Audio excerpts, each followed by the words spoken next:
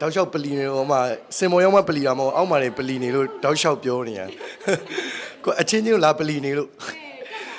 အချင်းချင်းလာပလီအကကြာတခါလေးကြာတော့စင်မော်မှာပဲတော့လှုပ်လို့အဲ့ဒါဒီမှာလာမလုံးနဲ့လို့ပြောဟုတ်ဒီလိုပါပဲရှောက်စတာဗောတယောက်နဲ့တယောက်ညီကိုကြီးဆိုတော့ရှောက်နောက်တာ तू လဲ तू ချစ်တဲ့အမှုပညာလုပ်နေရတော့ပျော်တာပေါ့နော်ပျော်တဲ့ခါကျတော့ပရိသတ်တွေနဲ့အပေးယူမျှပြီးတော့အမှပလီစရာရှိရလဲပလီတင်မလားချုပ်စရာရှိရလဲချုပ်ပေါ့အမှချစ်စရာရှိရလဲချစ်ပေါ့အဲ့လိုနဲ့တော့မျိုးစုံတက်နေပြီခုဆိုသူကဟိုအသက်တစ်နှစ်ကြီးလာလေသူကအသက်ဟိုအပြုတ်မူကတစ်နှစ်ငယ်သွားလေပို့ပြီးအဲ့လိုဖြစ်နေတာပေါ့နော်ဘာကွာလဲဆိုတော့ तू အရန်ကြိုးစားရတယ်အဲ့ဘိုင်းကတော့အရေးကြီးတယ်သူအရန်ကြိုးစားရတယ်ဆိုတာနာမည်ရလာတာနဲ့အများပို့ပြီးတော့သူဒီထက်ပို့ပြီးအားစားရတဲ့အပိုင်းတွေတော်တော်ရှိတယ်စာကြက်ရတယ်ဒီ performance အပိုင်းတွေလည်းအများကြီးသူလေ့ကျင့်ရတယ်တချင်းကြက်တာတွေဆိုရင်ကျွန်တော်တို့ဒီခီးသွားရင်းနဲ့ပါကြက်ရတာမျိုးတွေနားထောင်ရင်းနဲ့လေအဲ့လိုမျိုးကြက်သူတို့ဒီကြက်တဲ့အပိုင်းတွေကဒီလိုစာကြက်တလို့ကြက်ရတာမျိုးမဟုတ်ဘဲနဲ့ဒီအတန်ထွက်ပြီးကြက်ရတာမျိုးဆိုတော့ပို့ပြီးတော့ဟိုအားဆိုင်ရတယ်ရေချိုးရင်လည်းကြက်တင်မလားထမင်းဆိုင်နဲ့လည်းစာရွက်ကိုဘေးနားကြည့်ပြီးတော့အဲ့လိုမှတ်နေရတာပေါ့တောက်လျှောက်အဲ့လိုမှတ်နေရတာဆိုတော့အရင်ကတော့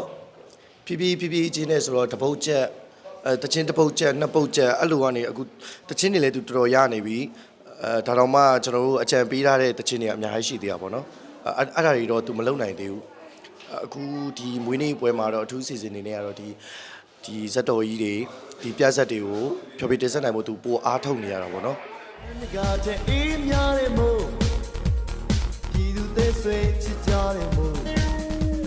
အခုမွေးနေ့အတွက်ကတော့ဟို24နိုင်တုန်းသူနဲ့အတူတူရှိနေတာဆိုတော့အဲ့လိုတူတူခြားခြားစီစဉ်တာမျိုးတော့မရှိဘူးသူ့ကိုအများကြီးဟိုဗာလဲလက်ဆောင်ဟိုလက်ဆောင်နေနဲ့ကတော့ပေးနေကြတာတွေအများကြီးကျွန်တော်တို့ပေးနိုင်တာကတော့ကျွန်တော်တို့တက်တဲ့အမှုပညာနဲ့ပဲသူလိုတဲ့နေရာမှာလိုတဲ့အချမ်းမှာလိုတဲ့ဘက်မှာရတဲ့နေရာနေပါဝင်ပေးနေပေါ့သူမွေးနေကိုဒီလက်ဆောင်ပေးဖြစ်တယ်ပေါ့ဒါပါပဲစန်နီယာကကြတော့ကျွန်တော်ဟုတ်ငငယ်လေးတွေကအိမ်ကလည်းဆိုင်းတီးတယ်လေကျွန်တော်တို့အဖေကစိန်ဘူဝင်းဆိုပြီးတော့ဆိုင်းရှိတယ်ဟုတ်ညောင်လေးပင်မှာပကူတိုင်းညောင်လေးပင်မှာဆိုင်းရှိတယ်ဆိုင်းရှိတဲ့ခါကျတော့ငငယ်ကဆိုင်းဝိုင်းနေပါလေတီးလိုက်တည်တယ်စုကိုက်တီးတွေပါလေဆိုင်းဝိုင်းနေပါပြိုင်ဘူးတယ်ကျွန်တော်ကဒီဖွဲ့ကိုရောက်တာမျိုးမဟုတ်ပဲနဲ့ကျွန်တော်ဒီဖွဲ့မှာပဲပေါက်ဖွာလာတာလို့ပြောလို့ရတယ်ကျွန်တော်ကျတော့ဆရာဦးအောင်ကျော်တွန်းစီကိုဒီ10တန်းမအောင်ခင်နဲ့ကျွန်တော်9တန်းဆောင်းပွဲဖြည့်ပြီးလောက်ထဲကဆရာစီကိုရောက်တာသူနဲ့ကျွန်တော်နဲ့ကကျတော့ तू အကြီးကိုငယ်ဆိုတာမျိုးမဟုတ်ပဲနဲ့ကိုကငယ်တာကိုလဲ तू ကိုကျွန်တော်ပြောပြရင်လဲ तू လက်ခံတယ်ပေါ့နော်तू ပြောရင်လဲလက်ခံတယ်အော်မင်းကဟိုငယ်တာပဲမင်းငါ့ကိုဘာဆရာလုံးလာတာပဲဆိုပြီး तू ဘာမှတခါမှမရှိဘူးကိုပြောရင်လက်ခံတယ်ကိုကလည်းမှန်တိုင်းပြောရင် तू ကိုချီးကျူးတာတက်ဟိုပို့ပြီးတော့အမုန်းခံပြီးပြောတာများတယ်ကျွန်တော်ကတော့လေအနားမှာနေပြီးတော့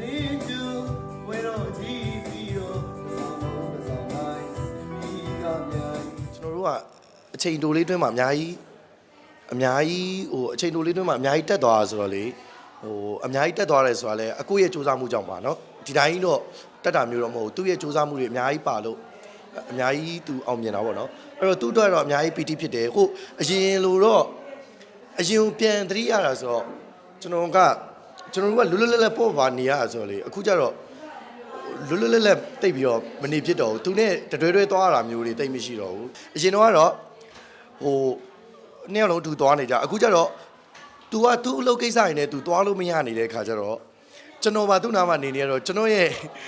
သွားခြင်းလင်းထားခြင်းတာတွေပါကျွန်တော်လင်းထားလို့မရဘူးကျွန်တော်ဘာသာကျွန်တော်သူ့နားမှာနေပြီးတော့ तू ဘာလို့လဲဘာဘယ်ပိုင်းကူညီပေးရမလဲဆိုပြီးတော့နေရတော့တိတ်ပြီးတော့အပြင်ထွက်ရတာမျိုးတိတ်မရှိတော့ဘူးအဲ့ဒါကြီးတော့သတိရတယ်ဟိုအရင်တော့ဆိုတော့ရှောက်ပြီးတော့သွားပြီးတော့ဝတ်သားတုပ်တွေလိုက်စားတင်လာရှောက်သွားခေါက်ဆွဲတုပ်တွေလိုက်စားနေဆိုကြော်စရာကောင်းတယ်အခုကျတော့အဲ့ဒီတော့အချိန်မပေးနိုင်သေးတာပါကျွန်တော်တရက်ကတော့ရှောက်သွားအောင်ပါဟုတ်တယ်အောင်မြင်မှုကြောင့်ပြောင်းလဲလာတဲ့အထဲမှာမပေါ့ကျွန်တော်ပေါ်မှာ तू ကအဲ့လိုမျိုးမဟုတ်ဘူးသူနဲ့ကျွန်တော်လွန်ခဲ့တဲ့9နှစ်လောက်တည်းကခင်နေဆိုပေမဲ့အဲ့ခင်မရင်နှိမှုကဒီအချိန်ထိဒီတိုင်းပဲဒါသမားတော့မပြောင်းလဲဘူးတို့ပေမဲ့လည်းကျွန်တော်ပေါ်မှာမပြောင်းလဲဘူးမို့လို့တခြားလူပေါ်မှာပြောင်းလဲလားဆိုတော့တခြားလူပေါ်မှာလည်းမပြောင်းလဲဘူးဒီ तू ဟိုးရင်တော့ तू လက်ထောက်မင်းသားဘွားကနေသွားခဲ့ တဲ့အချိန်ကသူနဲ့အတူလက်တွဲပြီးအလုပ်လုပ်ခဲ့တဲ့သူမောင်နှမတွေရှိတယ်မိသားစုတွေရှိတယ်အဲ့ဒီမိသားစုတွေအပေါ်မှာလည်းသူကဒီနေ့အချိန်ထိသူဖြတ်တန်းခဲ့ရတဲ့သူဖြတ်တန်းခဲ့ရတဲ့ဒီအခြေအနေတွေအားလုံးကိုအရင်ခံပြီးတော့သူကပြောတယ်ဆုံးမတယ်အားလုံးတပြေးညီတိုင်းပဲဟိုကျွန်တော်တို့ကတခါလေကြာရင်အခုဒီလိုမနေနဲ့ဒီလိုနေဆိုတာမျိုးပြောတာရှိတယ်အဲ့ဒါလေးတွေကသူ့အတွက်ပါသူ့အတွက်ပြောတာလေးတွေပဲရှိတာကျန်တာသူ့ရဲ့စိတ်ကလေအရန်ကိုအရင်လိုပဲဖြစ်နေလို့တချို့ကိစ္စလေးလိုက်ပြောနေရတာပဲရှိတာအခုကျွန်တော်တို့ဟိုအဖွဲ့သူဖွဲ့သားအကုန်လုံးကိုချစ်ကြတဲ့မိသားစုတွေအခုဆုံးတော့ဆရာကိုချစ်တဲ့တိုင်းအခုချစ်တဲ့တိုင်းကျွန်တော်ကိုချစ်တယ်နောက်ပြီးကျွန်တော်တို့၃ယောက်နဲ့အတူရှိတဲ့အဖွဲ့သူအဖွဲ့သားအားလုံးကိုချစ်ကြတဲ့ဒီမိသားစုတွေကျွန်တော်ပြိတ္တလို့တော့မသုံးချင်ဘူးပေါ့နော်မိသားစုဆိုတော့ပိုပြီးနှွေးထွေးတာပေါ့နော်အဲ့တော့မိသားစုတဦးတယောက်ချင်းစီတိုင်းကိုကျွန်တော်ကကျေးဇူးတင်ပါတယ်နောက်ပြီးတော့ဆက်လက်ပြီးအားပေးနိုင်ဖို့အတွက်ကိုလည်းကျွန်တော်တို့ကဒီအများကြီးပေးဆက်ဖို့အတွက်အများကြီးပြင်ဆင်ထားပါတယ်အများကြီးပြင်ဆင်ထားတာကိုလည်းအားရကျင်တဲ့အောင်ကြည့်ရှုအားပေးနိုင်ဖို့အတွက်ကျွန်တော်တို့ဘက်ကလည်းဟိုဘယ်လိုပြောမလဲမလျှော့ဘူးပေါ့နော်ဘယ်အပိုင်းဟိုမှာမလျှော့ပဲနဲ့အများကြီးအားစိုက်ထားတယ်ဆိုတဲ့အကြောင်းလည်းပြောချင်တယ်နောက်ပြီးတော့ဒီလိုအားပေးတဲ့အခုလိုအားပေးတဲ့ပုံစံအတိုင်းပဲရေရှည်ကိုလည်းအများကြီးအားပေးကြပါအောင်လို့ကျွန်တော်ဒီနေ့ကနေပြောချင်ပါတယ်ခင်ဗျာကျေးဇူးတင်ပါတယ်